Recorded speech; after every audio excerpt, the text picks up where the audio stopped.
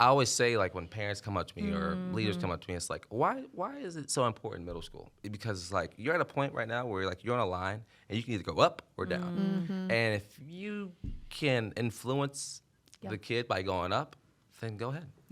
Then help them. Because like if you let them go and do whatever they want or try to find the information that they want on their own, then you're gonna lead them. It's gonna lead them astray. So if you can, bring them all in and figure it out, I think that's the best. Hey everybody, I'm Lindsay. And I'm Suzanne. And welcome to the Find and Follow podcast, where our hope is to help you engage your faith outside of Sunday. So today we're having a conversation with our friend Dee, who is one of our small group leaders for our middle grade ministry. We think the middle school years are some of the most formative years of a person's life, and our middle schoolers need safe spaces and safe adults to walk with them as they grow in their faith. So we're joined today by one of those adults, which is Dee. Dee, thank you for being here. Thanks for having me. Tell us about yourself. Who are you, Dee? So my name is Dee Battle, or Davion for the people Davion. that don't really know what my real name is. Who calls you Davion? The government and work. That's about it. That's about it. Your mom call you Davion? So no. Okay. My dad does, so which is weird. There you go. But so it's D because like it's easier for kids to call me that. So that's why I go by D that. here. I like that. What am I? I'm 22. I am a college student. I'm a history major with a minor in secondary education. So I'll be a teacher. Cool. Awesome. I coach soccer for Carmel Middle School and for the Charlotte Eagles. That's great. And Well, Dee, we're so glad you're here. Thank you for being here. So we've been talking with several of our guests about their own discipleship journeys and the role that community has played in their faith. Yeah. So can you share a little bit about how you came to find and follow Jesus? So it's funny. I grew up in a Southern Baptist church in the middle of a small town in South Carolina. So it's like the middle of nowhere. And so we went to this church and we were there for hours. It was great. But growing up, like, it was great? No, it was. Well, listen, as a child, I was miserable because that's how kids are, and they're like, "Oh, I don't want to be here for 3-4 hours." But when I look at it now, back to my life, like back to that time, I'm very grateful for that time and that space to be there. And I think for my grandparents, like we grew up in the church and we were there every Sunday and every Wednesday and every other day. Every time it was open. Anytime it was open. But when my mom and dad divorced when I was like 11, 12, we moved to Charlotte. My mom and my brothers, we moved to Charlotte. And we didn't really, like we tried to find a church. We hopped around for a while and there wasn't really anything that stuck with us. And then one day, this lady, Julie Dwink, and her husband, Bill, they would come into the community that I lived in at the time, and they took us to church. And that was Church of Charlotte at the time, South Park. And now, I mean, fast forward 10 years, and I've been here ever since. That's How awesome. old were you when they would take you to church? So I was 15 or 16. Wow. And, like, I'm so grateful for them I think them taking me to church changed my life drastically. Before I moved to Charlotte, like I really wasn't involved in Christ or church, and I was like just doing what I wanted to do when I wanted to do. And but I'm so thankful for them being able to right my wrong, I guess. That's really cool. Well, we've been like sharing as a discipleship team, like our own discipleship journeys.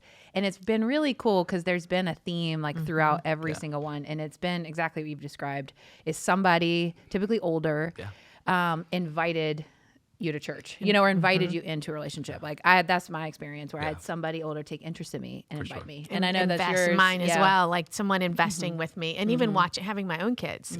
I can look at the people who are walking with my kids and it's those are my heroes because I know they need someone outside of me and my husband. So like that's a big deal. Yeah. It's a really big deal. That's really cool.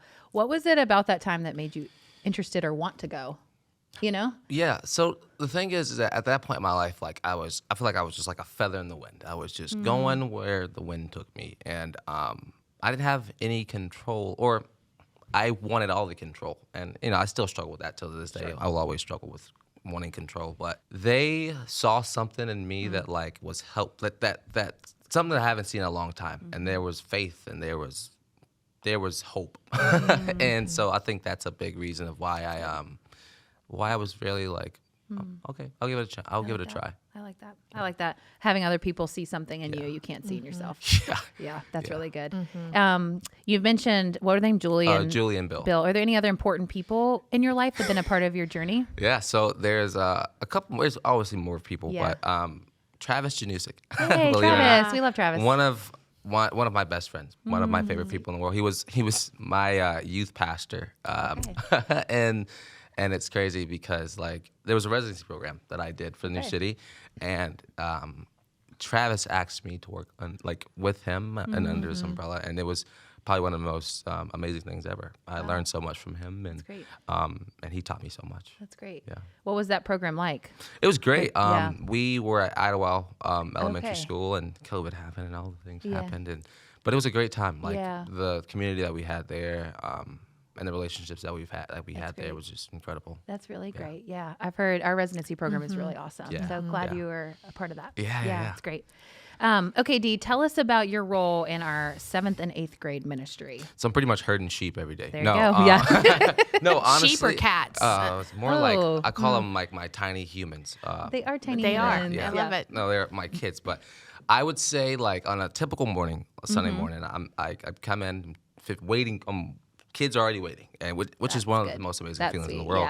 Yeah. And so, for the first 10, 15, 20 minutes, we just hang out and just catch up with the kids. And then I gather them all together. And I do this thing where I just count down out loud because, like, who doesn't like me skipping numbers and who doesn't like getting yelled at about me now I count down?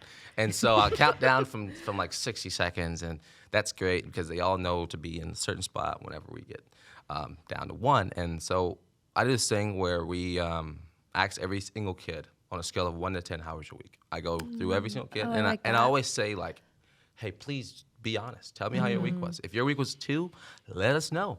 Let us know because we generally want to be there for the kids, and we generally want them to feel safe with us. And I would say our leaders are some of the best leaders in the world. We truly care about how the kids are, and we truly care about what their vision, like what their week was like. Yeah, absolutely. And so we do that, and we go around, and my week's a 2, I'll give it a 2, and it's great. And then after that we do highs and lows, and which is one of my favorite. Hearing some of the kids talk about their weeks, it's just great. And then we jump into the message, and then we do small group, and then we're dismissed. That's great. Yeah. Like, for middle schoolers in particular, but for anybody, like to ask how your week was is like crucial. When are they talking about that, you know? And the fact that you're doing like highs, lows, you're creating a safe space is what you're talking about, which is awesome. And then you have a message, and then they break up into small groups. Yeah, then we break up a small group. Yeah. So, what do you do in that? So with at Matthews anyway, we are divided 7th and 8th grade boys together and 7th and 8th grade girls together. And depending on the girls, that's sometimes great. they do whatever they want, knock themselves out. But the boys, we need to herd sheep. So we stay together. But that time with some of the boys, like sometimes we won't even talk about the message at all. But that space where it's kids being able to be themselves and talk about their real realities of what their week was like, I find more important. I find that like we need if they are able to trust us and they are genuine with us in that space, that's all we can ever ask for. Yeah, that's good. Yeah. I used to lead middle school as well. And one of the things I would tell my leaders, like we had a, discussion guide, like you would have questions, like went along with the message, but I would tell our leaders, like, if you walk into your group and somebody in your group is like, I had a really hard week, or my parents are fighting, or I'm in a struggle with my friend.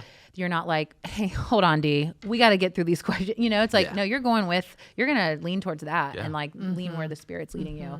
Because that's what they want to talk about, and they want to express that, For sure. And it's funny that you say that because, like, for a while, we would literally, so let's say our small group time is 20, 25 minutes. Okay.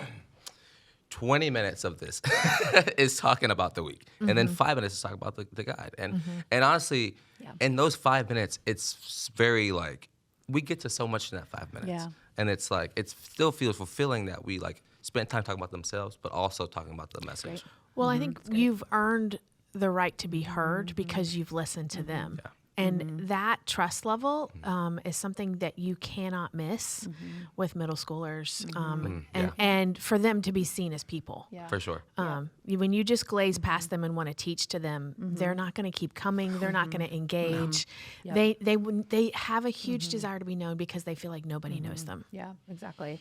I think middle school is one of the like misunderstood age groups, and I think it gets a bad rep, and Yes. but I love middle schoolers. I do too. Yeah, and so I would love to hear like why do you lead middle schoolers? How did you get involved? Why are you a part of this age group? So I would say, Lindsay Lindak, she came to me one Sunday night and was like, "Hey, we're kickstarting the program, the middle school program here at Matthews, and me and Lindsay didn't know each other at all."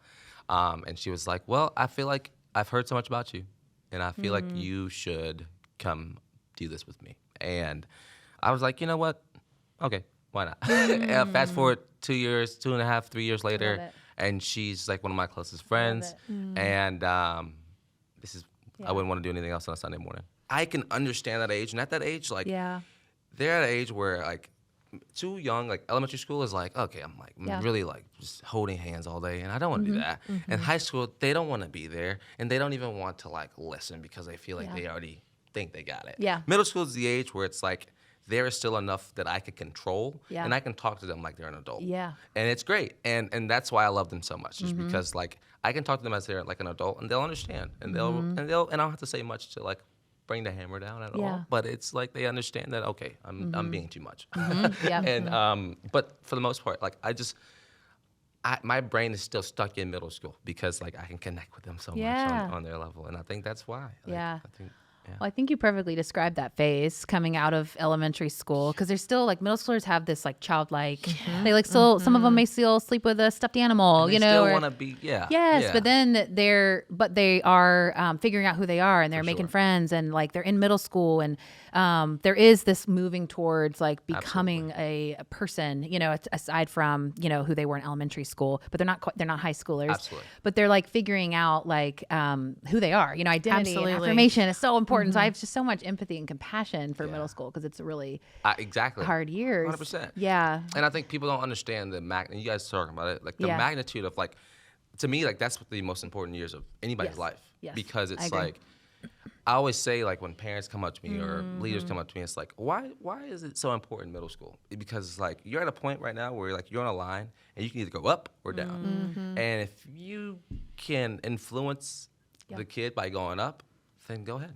Then help them because like if you let them go and do whatever they want or try to find the information that they want on their own, then you're gonna lead them. It's gonna lead them astray. So if you can, bring them all in and figure it out, I think that's the best. What were you like as a middle schooler, Dee? What was your middle school experience like? Man, I don't know. No, I would say that. So my mom and dad divorced when I was in the 6th grade, I think it was. Okay. 6th or 7th grade. 6th grade, like, I don't know, it was a hard year for my life. Like, I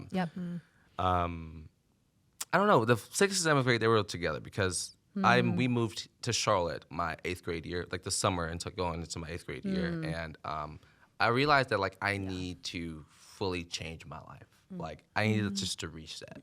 And my 8th grade year, like, I struggled in school. Discipline was struggling. And I just didn't have, I didn't know what I was doing. Yeah. And so I would say that when Julie and Bill, going back to that, when they found me and led me back to, like, Christ, like, it was a needed change. It was a needed thing. And I'm so grateful for them more than anything on this planet. Well, you described 2 pretty pivotal life experiences that happened in middle school, a divorce and then a move. Yeah. And what that, like, those are big regardless. But, like, in those, I think middle school years are the most formative. And there's, like, brain science behind that, too. But that you had those 2 huge crises in some ways in those years. I mean, that just says a lot about just how formative that is. But then the how important Julie and Bill were. Yeah. I mean, I just don't. It's Yeah, funny. I go back and think about it. And I'm like, that's really cool. what was I doing? What was I doing? Well, I mean, hard. you were Yeah. walking through life, Yeah. and those are big things that you walk through. But I love how God has used those and those years in your life to now pour into other kids, because I think there's some critical things that took place for you, and then you see the need in the middle schoolers around you. So that's amazing. What was your middle school experience like? My middle school experience was very much like trying to figure out who I was. Yeah. I was always the nerdy kid. In case anyone was ever wondering, there should never be a doubt. I'm a nerd still to this day. But I own it now. I totally own it now. But trying to figure out where I fit in the friend group, and friend group was massively changing, and home and church were really stable, but friend group was just really tumultuous. And so school was easy as far as academically, but yet then the rest, it felt traumatic. Yeah. So there were some hard things. Yeah. So yeah. What about you? I think I'm the rare little bird, but I loved middle school. I actually really liked middle school. I liked it better than high school. Yeah, there's always one of us. But I think I had a really positive middle school experience. I went to Piedmont Middle School, which is on Central Avenue in Plaza, and it was incredibly diverse. And so I really loved the diversity. And it was small. I went to a small college. I just like being known by teachers, and classes were small. Like I went to Myers Park High School, and it's just enormous. Me too. What's up, go Mustangs? Yeah. Well, we can talk about that. We gotta talk about that. All right, there you go. But it's huge. It's like thousands of people, and I just never really found my place there. But middle school, I just had a lot of close friends, and just loved the building. I loved the whole experience of going to school. And so I think that's partly why I loved working with middle schoolers, just because I had a great experience. But I know not everybody does, And I try to think like, hey, what made that experience great for me? But at the same, I mean, your friends are like hard. You're figuring out who you are. You're awkward. God, I mean, I was so awkward. Like, there's not to downplay that, but no, it stresses me out thinking about it. Yeah, I'm like, oh gosh. So yeah, that was my. I mean, there were broken toes in the lunch line. I mean, you never know what's going to happen. Yes, I mean, it's middle school. There's the meanness that can come out. Yeah. But I mean, when I look back on it, I am grateful for the people that God had around me at this season. Yeah, that's the thing that I would say was constant. Yeah. So, I had somebody, a youth pastor, tell me like the difference. It just came into my mind. The difference between middle schoolers and high schoolers. I don't know if you can connect with this, but he always said middle schoolers are asking, "Do you like me?" And high schoolers are saying, "Do I like you?" Yeah. And I always was like, "That's good." Completely. Yeah. And they're like, "Do you like me?" And there's like this like kind of insecurity about who I am. And I think, going into your next question. Oh yeah, please go. No, yeah. I think like, when it comes to community and like that question of do you like me, it's like they're trying to find out where they belong. They're trying to figure out where they want to be, and being surrounded by Christ followers instead of being surrounded by people who are going to lead them to the downward spiral. Like, I think is the most important thing in the world. And I think that do you like me question is 100% middle school. Yeah, that's good. Yeah, can you like talk a little bit more about belonging? Like, why is belonging so important? I mean, at the age where like they're still trying to figure it out. Yeah, they're trying to figure out who their friends are. They're trying to figure out what they want to do with their life, which is really early to start thinking about that. I don't know still. They're trying to figure out they're just trying to figure out like what it is that life is. Because they're still. They still have that elementary school brain, but they want to jump to the high school brain very fast, and so it's like they need to take their time. Yeah. Well, and the hormones start. Oh yeah. So many changes. There's just so many changes that happen in middle school. I mean, I'm on middle schooler number 3, and the change. I literally now can watch. Thank you. But I'm literally watching. Now I see the changes happening as the hormones start to change. Those levels change, and they change, and so things are out of control for them. So they do want to know, do you like me still? So it's big. Yeah, that's really good. Yeah, I think just like creating that space for them to feel like, hey, I'm not alone, and hey, there are other people here, and I have friends. Like, middle schoolers just want friends. Everybody wants friends. I mean, we were talking about that in another podcast. It's like everybody's looking for a friend, and particularly in a middle school. Isn't it ironic that we all are looking for friends? Yeah. From middle school on, like it's that constant seeking of community. It is the cry of the heart, like knowing Jesus, knowing others, like that continual search is big for all of us. Yeah, that's good. Dee, what surprised you the most about working with 7th and 8th graders? I would say like how genuine they are. Yeah. Like it's crazy that you're like, some people don't expect them to be themselves, or they're always going to be themselves, but you don't expect them to, like, answer the questions with the honesty, like, yeah, I've had a bad week, my mom and dad are getting a divorce, or yeah, I've had a bad week, like I failed, or sports has been hard, like those are the things that they're worried about and they're stressed about, and like and when they're honest with me about it, I'm like, man, like, and it humbles me, because it's like, me being in that position where you trust me, like I'm grateful for that. I can't say anything less than that. I'm grateful and humbled by middle schoolers every day. Yeah, that's great. I think the thing that always surprised me was like the questions they would ask. Like they are brilliant, and I think that we underestimate them. And because they're asking great questions about God and about faith and about the world, and they're trying to make sense of it. And some of the questions you would get, I'm like, oh, I don't know, and it's like, oh, wow, you're thinking about this, and we can kind of assume that they're not there, or they're thinking about things that, a 5-year-old would think about, but they are just like, they are very aware and always thinking. Yep. Yeah. And so when you think they haven't heard you, don't think they haven't heard you. They've heard you. They just didn't give you the answer you were thinking. Yeah. It's that selective hearing. Absolutely. I know 100%. You wouldn't know what that is. I know what that is. I may or may not have used that in my life. I don't know. But, I don't know what you're talking about. That's good. Well, speaking of that, Dee, like, what are you hearing from our middle schoolers? Like, what questions are they asking about themselves, about God? So, on a day-to-day basis, like the worry that they have is like the school, sports, identity, grades, like the normal things. And they're worried, and I think they're at an age where it's like I'm curious about everything. Is God real? Or like if God was so real, then why would he let this happen? And I think that's one of the most asked questions ever, is that, like, why would this happen if God is real? And it's and you have to get on that level of like, like, this happens. God's always in control. That's how I look at it. It's like we aren't in control of any situation. God is. And so we have to trust him that he knows what he's doing, because he knows what he's doing. He's got it all figured out. Yeah. I love that. I love the idea of, if you can help a middle schooler begin to trust God and the things that they can't control, how much farther along will they be as they grow and as they age and as they come into adulthood? Like that changes the trajectory of their life. You were talking about that before, but trajectory changes when we can trust God each year a little bit more. If you can help install that into kids at a young age. It's already great. No, it's good. Well, we've been talking so much about middle schoolers, like so much is changing at that time. And so, but God doesn't change, God's in control and so much is out of control, but God's character is not, and he is constant and he's good and here's who he is. And that doesn't change.